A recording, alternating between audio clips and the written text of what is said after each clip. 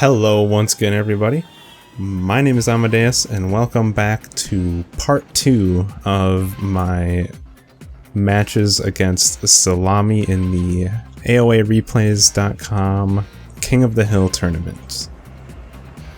This time I didn't go for anything fancy, I didn't do anything out of the ordinary, I just went for a standard build, and never ever would I have ever expected this. So I have played many matches against Chimera already, and I already felt like I had pretty good understanding of the matchup, and I still do.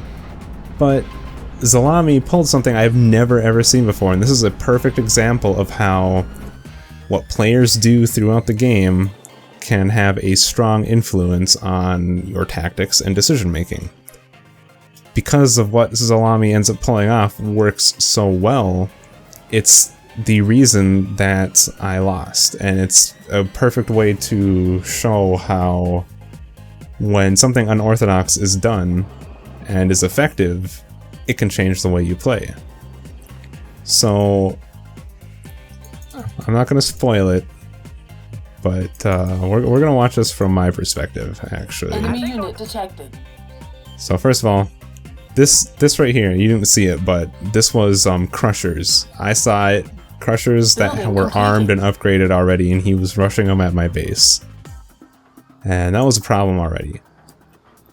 But I had a feeling he was going to do something tricky like that, so I dropped bunkers the moment I saw them so that I could keep the Crushers away. The important thing to keep in mind here is that even though I'm able to build these bunkers and it's going to hold the Crushers off, those Crushers were way cheaper than these bunkers. These bunkers are pretty expensive compared to the Crushers. Now overall, because he did the Crusher upgrade, that does make it a little bit more even. But the trick here to this situation is that the bunkers work, they forced him to run away, but what's the important thing to note is that shortly thereafter, I'm going to sell them, because I am confident that he's not going to think maximum storage reached that I'm got rid of them. I took a little bit of a gamble there. I presumed that he wasn't going to come back because I had the bunkers. So I sold them all. I think I kept this one just in case infantry. Wow, that voice is going to get annoying. Maybe I shouldn't watch it from my perspective. Never mind, we're just going to keep going with this because that's going to get old. So I sold most of the bunkers to get at least portions of that cash back, so it wasn't as costly for me. But obviously, you can probably already tell, I'm going for the striker shenanigans. And I invested heavily in economy. I definitely, looking at him, well, no, because he's Chimera. He's got extra stuff going on, so we were pretty even in terms of economy, even though I have a few more refineries than him. And so here's my normal thing. I decided to go out with these 5 strikers, and I'm like, alright, I'm gonna go and try and hurt his economy since he kind of already took a risky move early game. Now this is where we learned something a little bit new about a specific Chimera unit that I was not expecting to have such a big impact. And you'll see in just a moment.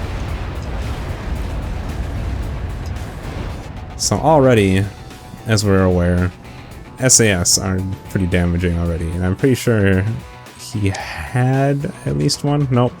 So he's got Grenadiers, alright? And you wouldn't think so, but the Grenadier is very tough, so he takes a lot of damage to actually do anything, and 2 Grenadiers already killed 2 strikers. That's insane. That I never expected, ever. I killed 1 Grenadier team, and he had 2 more, and they wrecked 2 strikers immediately. Crazy. And they're what ended up pushing me completely out here. I thought that I could do significant damage. I got a few Crushers, but these Grenadiers, not only they have a long range, and they just wreck these strikers. Not even joking. It's pretty bad. There goes another one. And even worse, this right here. The Namer. Namers are already really hard to kill, and so are Grenadiers. You put them together and oh my god, it's horrifying. Because if you focus on the Namer, the Grenadier does a ton of damage to your strikers. You focus on the Grenadier and it just gets healed by the Namer. It was not looking good. I was completely caught off guard, but I decided, I'm like, well, fine, he's going for, what, Namers and Grenadiers? I'm just gonna make a ton of strikers then. There's no possible way that all these strikers could lose. I didn't mean to fast forward through a bunch of that, but here you go. About 11, 12 strikers got wrecked by five Grenadiers. And he had Namers supporting them. He had Namers, but it just... I don't even know how to explain it. It just blew my mind that the Grenadiers worked that well. So good. And so bad for me. It was at this point where I was just... I knew it was over. I was basically just typing to him in the chat going like, wow, I can't believe the Grenadiers are that ridiculous.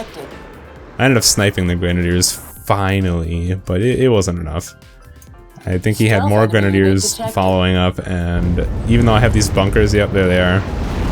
The Grenadiers are good against structures, so that they just bombard the barracks, and yeah, they bombard these bunkers, and it's the Namers are healing so much that the bunker is not even doing anything.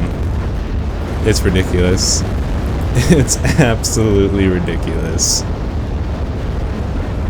But that's a perfect example of how that doesn't make these Grenadiers overpowered. Had I realized how effective they were going to be against the strikers, I definitely would have prepared differently. I would have had snipers ready already at my base before he came at me, but I had a feeling that my strikers were going to win out, but nope.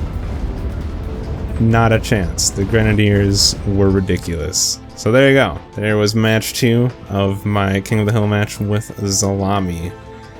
Thank you all for watching. My name is Amadeus, and I will see you next time.